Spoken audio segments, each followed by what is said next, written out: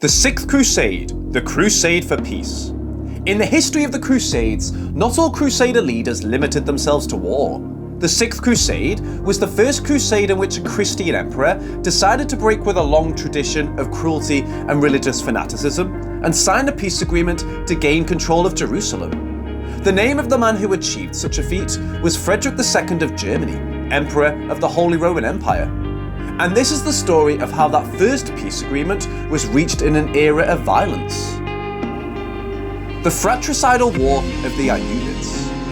After the failure of the Fifth Crusade in 1221, the fragile alliance between Al-Kamil and his brothers Al-Muazzam and Al-Sharaf eventually cracked. After his return to Damascus, Al-Muazzam led an attack against Guy I, embryo Lord of Gibelet, now located in Lebanon, forcing the Italian Signore to make peace on his terms.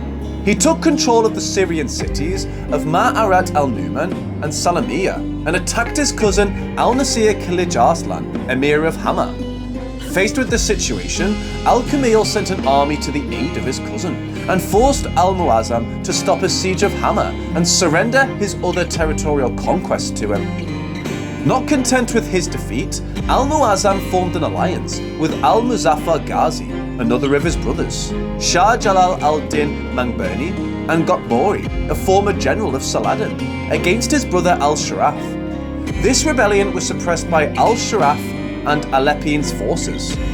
Although Al-Muzaffar Ghazi decided not to continue the war and submit to Al-Sharaf, Al-Muazzam's conspiracy to overthrow his brothers was divided on several fronts. While Jalal attacked the city of Diyarbakir and Godfrey attacked the cities of Mosul and Al Jazeera, Al-Muazzam repeatedly attacked Homs, forcing Al-Sharaf's forces to split to maintain control of the cities. In response to these attacks, Al-Ashraf made an alliance with the Seljuk Sultan of Rum, Kaikubad I, to help him stop the forces of General Godfrey while defending Homs from his treacherous brother, something that Jalal took advantage of to take control of the city of Akalat and several territories of Azerbaijan.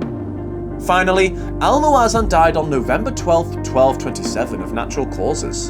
And although Al-Muazzam's death seemed to be the end of the conflict, his son An-Nasir Daud and Al-Aziz Uthman of Banyas, another of the Al-Kamil brothers, decided to continue the war. This long chain of internal conflicts led Al-Kamil to form an alliance with Ashraf and to explore peace with the Christians in order to stop the rebellions that threatened his empire. The Unfulfilled Promise. After his coronation as emperor in 1220, Frederick II promised Pope Honorius III that he would participate in the Fifth Crusade to regain Jerusalem. However, due to several internal conflicts with the local nobility, he was forced to send a small number of German troops towards the end of the Fifth Crusade without actually accompanying them, because he feared a coup d'etat if he left for Jerusalem. In 1225, Frederick married Yolanda of Jerusalem, also called Isabella, daughter of John of Brienne, King of Jerusalem, and Mary of Montferrat, acquiring by marriage a right to the throne of Jerusalem. After the failure of the Fifth Crusade and the death of Honorius III, his successor Pope Gregory IX reminded him of the promise made at his coronation to recover Jerusalem, something that forced him to undertake a Sixth Crusade in midsummer of 1227. This crusade had new challenges from the beginning. In the port of Brindisi, from where the Crusaders embarked, there was a partial desertion due to excessive heat, hunger, and disease. However, this did not prevent a contingent of Crusaders from arriving in Syria in early October of that year. This contingent had Thomas Aquinas and Henry of Limburg in command of the Teutonic Knights, Bishop Pieper de Roche in charge of the French troops, and Bishop William Brewer in charge of the English forces. The excommunication. Arriving at the city of Acre, they joined the local forces and fortified the coastal cities of Caesarea and Jaffa. They expelled the Muslims from Sidon and fortified the island of Kalat al-Bahia. The Teutonic Knights, for their part, rebuilt the castle of Montfort, northeast of Acre. Frederick II and his contingent fell ill with a plague while on a journey, forcing him to land in Naples to obtain medical attention while sending a fleet of 20 galleys to Acre. This included Herman of Salza, Giraud of Lausanne, Odo of Montbéliard, and Bellion of Sidon. The crusade was placed under the command of Henry IV, Duke of Limburg. Frederick II sent his emissaries to inform Gregory IX of the situation, but the Pope refused to meet with them and did not want to listen to the Emperor's story, and ended up excommunicating him on September 29, 1227. The peace negotiations. The peace negotiations between the Muslims and the Crusaders was a very long process that had a first attempt in 1219, while the Fifth Crusade was taking place, and a second attempt in 1226, while the war against Al-Muazzam was still raging. In the second peace agreement, Al-Kamil offered Frederick II the return of much of the Holy Land to the Christians if he would provide him with military support against his brother Al-Muazzam in Damascus. The negotiation, carried out by Thomas Aquinas and Baradas de Castaca, representing Frederick, with Emir Fakir, representing Al-Kamil, ended in nothing. Nevertheless, it served as a precedent for a new negotiation in November 1227. In this new meeting with Emir Fakir, the Emperor decided, for unknown reasons, to knight him and grant him a place in his court, even though he was not willing to formalise an alliance with Al-Kamil.